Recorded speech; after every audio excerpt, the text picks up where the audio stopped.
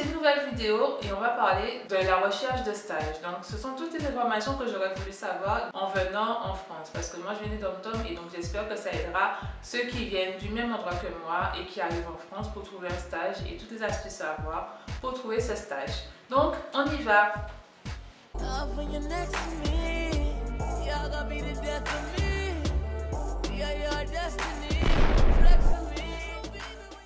Donc, le premier conseil que j'ai à vous donner, c'est de s'y prendre tôt. C'est vrai que souvent, on nous dit que lorsque vous commencez un stage, il faut s'y prendre tôt pour trouver un stage le plus tôt possible.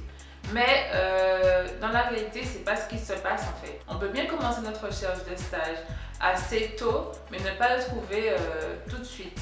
Donc, à mon niveau, moi, ce que j'ai fait, c'est qu'à chaque rentrée, vous avez une pré-rentrée en fait avec votre responsable de formation et en fait, il vous donne toutes les informations.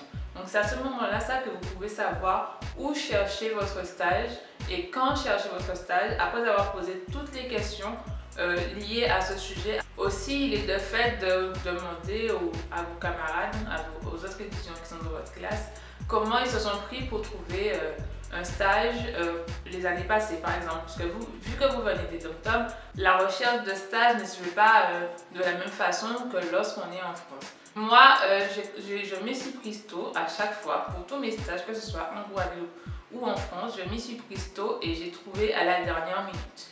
Donc, s'y prendre tôt, oui, mais il faut vraiment assurer ces entretiens pour pouvoir avoir un stage tôt. Deuxième point, lorsque vous savez que vous avez un stage à faire, vous devez recenser toutes les entreprises dans lesquelles vous voulez travailler, tous les domaines dans lesquels vous voulez travailler et celles qui vous ressemblent le plus.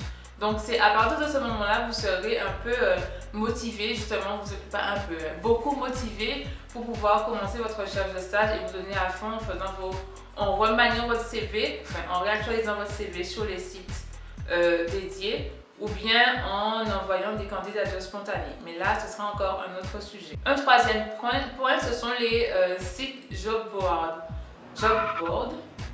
Bon, my accent is not good, so I will say job board.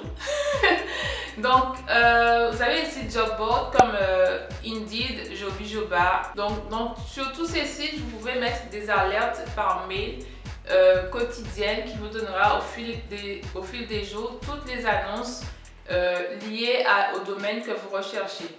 Par exemple, moi, si je savais ça, j'aurais trouvé un stage, mais facilement. Ensuite, lorsque vous avez recensé toutes les entreprises dans lesquelles vous pouvez travailler, vous pouvez vous rendre directement sur ces sites qui proposent des offres d'emploi et donc postuler directement à ces offres en adaptant vos lettres de motivation et vos CV pour le poste proposé. Donc que ce soit en alternance ou que ce soit pour les stages, toujours. Sur ces sites aussi, vous pouvez déposer des candidatures spontanées. Donc les candidatures spontanées, ce sont des candidatures liées à une création de poste. Donc ce sera votre valeur ajoutée à l'entreprise et cette candidature spontanée doit être personnalisée et personnelle dans le sens où vous devez vous démarquer des autres. Donc vous me direz toutes vos expériences en fait par rapport à votre recherche de stage, vos difficultés et peut-être que je pourrais vous aider par rapport à la grande expérience que j'ai de la recherche de stage parce que c'est vrai que ça a été laborieux. Dans mon cas, activez votre réseau. Vous devez, la base en fait, dès que vous savez que vous êtes en recherche de stage ou bien en recherche d'emploi ou d'alternance, vous devez vous inscrire sur les sites dédiés pour avoir un réseau professionnel. Vous avez divers réseaux, donc LinkedIn et Viadeo qui sont les plus connus. Les entreprises que vous avez recensées plus haut, en fait, vous pouvez les retrouver sur LinkedIn et les suivre. Ces entreprises postent des offres d'emploi, je dirais emploi qui concerne emploi, stage et alternance. Vous pouvez justement démarcher, d'aller démarcher les différentes personnes qui travaillent dans le service de l'entreprise dans laquelle vous voulez travailler et ensuite leur demander si oui ou non ils recherchent un alternant, un stagiaire. Et au fur et à mesure, vous allez étendre votre réseau. Si vous êtes dans le digital, il y a une page Facebook qui a été créée par deux jeunes femmes qui regroupe des recruteurs, des alternants et des anciens alternants pour échanger en fait les retours d'expérience, trouver une entreprise mettre en relation les offres d'emploi et les alternants. Donc cette page s'appelle Digital Alternant et donc vous pouvez vous abonner à cette page Facebook pour pouvoir avoir plus de visibilité et trouver peut-être ce que vous recherchez comme stage ou comme alternance dans le digital. Lorsque vous envoyez vos candidatures en fait et que vous n'avez pas de réponse, n'attendez pas la réponse de l'entreprise. Moi, je considère que si l'entreprise ne vous recontacte pas, c'est qu'elle ne vous veut pas.